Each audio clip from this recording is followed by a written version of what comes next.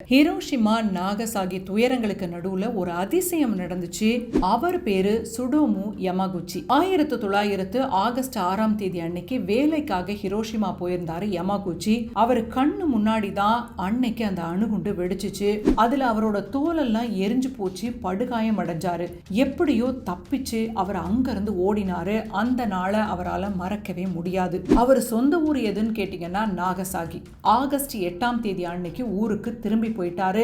அங்க போன பிறகுதான் அவருக்கு மிகப்பெரிய அதிர்ச்சியே காத்திருந்துச்சு. ஆகஸ்ட் 9ஆம் தேதி அன்னைக்கு தன்னோட மேலதிகாரி கிட்ட போய் ஹிரோஷிமால அவருக்கு நடந்த சம்பவங்களை சொல்லிக்கிட்டு இருந்தாரு. அத மேலதிகாரி நம்ப முடியாம பாத்துக்கிட்டு இருந்தாரு. அந்த சமயத்துல தான் அவர் கண்ணுக்கு எதிரிலேயே 2வது குண்டு நாகசாகில வெடிச்சிச்சு. இந்த 2 அணு வெடிப்புகளையும் நேர்ல பார்த்து கதிர்வீச்சால பாதிக்கப்பட்டும் 93 வயசு வரைக்கும் வாழ்ந்த ஒரே மனிதர் இவர்தான். அதுக்கு பிறகு தன்னோட வாழ்நாள் முழுசுமே அணு ஆயுதங்களுக்கு எதிராக உலக மேடைகள்ல அவர் முழங்கினார். இன்னைக்கு ஹிரோஷிமாவும் நாகசாகியும் சாம்பல்ல இருந்து மீண்டு எழுந்திருச்சு.